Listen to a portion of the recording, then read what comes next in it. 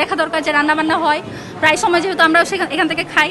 তো আমি ছিলাম, অপু ভাই ছিল, তো আমরা আসলাম, এসে আমরা এমনিতেই ঘুরে চলে যাইতাম এরকম যে কী রান্না হচ্ছে দেখি এরকম করে। তো ওর মধ্যে আমি ওখানে গিয়ে দেখতে পাই যে আমরা দেখতে পাই যে মাংসটার একটু কালার চেঞ্জ হয়ে গেছে। তো কালার চেঞ্জ হওয়ার পর আমি তাদের কাছে জিজ্ঞেস করি যে মাংসটা এরকম কেন। তখন তারা বলে যে ফ্রিজে রাখার কারণে। জিজ্ঞেস করলাম রান্না হবে কিনা, তারা বলেছে যে রান্না হবে। তারপরে যখন আমরা যখন একদম চেক করতে গিয়ে দেখি পৌঁছে প্রায় মাংস কালো কালো হয়ে গিয়েছে, খাওয়ার মতো মানে খাওয়ার যোগ্য এটা আর নাই। তখন তারা কথা বলতে পারে না, তাদের পরিচালক আসবে রান্না করতে, তখন তার কাছে জিজ্ঞেস করতে বলে, বাকিরা সরে যায়। পরিচালক আসার পরে বাবুর্চি আসার পরে জানাই যে না এটা রান্না হবে না, এটা পচা, আমরা বুঝতে পারছি, আমরা এখন আরেকজনকে আনতে পাঠিয়েছি। আমরা আসার প্রায় 10-15 মিনিট পরের কথা। তারপরে ওই যে লোক রিয়াদ নামে সে মাংস আনতে যায় এবং সে মাংস নিয়ে আসে প্রায় 30 মিনিট পরে। 30 মিনিট পরে যখন সে মাংস আনে, দুটো মাংসের পার্থক্য আপনারা দেখবেন। এর মধ্যে তারা যে ফ্রিজে সেই খাবারটা স্টোরেজ করেছিল, সেই স্টোরেজের মধ্যে ঢোকার কোনো অবস্থা নাই। সাংবাদিকদেরকে আমরা নিয়ে গিয়েছিলাম, সেখানে আসলে গন্ধে ঢোকা যাইতেছে না। এবং এই ফ্রিজ পচা হওয়া সত্ত্বেও সেখানে তারা এখনো মাংস মানে স্টোরেজ করে রেখেছে।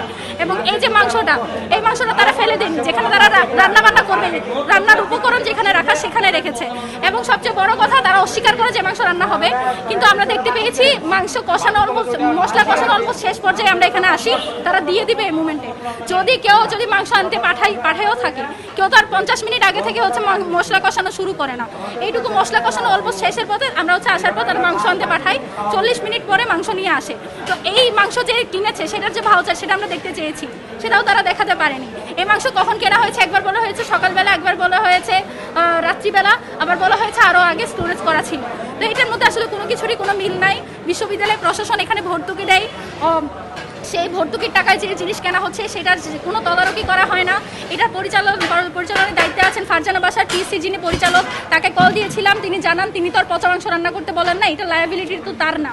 কিন্তু এখানে সব কিছু তদারকির দায়িত্ব তার ছিল। এখানে শিক্ষার্থীরা এখানে খাবার খায়, সেই খাবারের মান যাচাই করার দায়িত্ব তার ছিল, সে সেটা পালন করে নাই।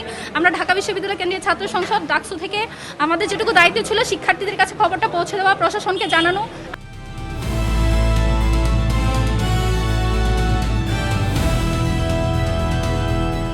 দিনাজপুর টিভি, মানুষের জীবনের কথা বলে।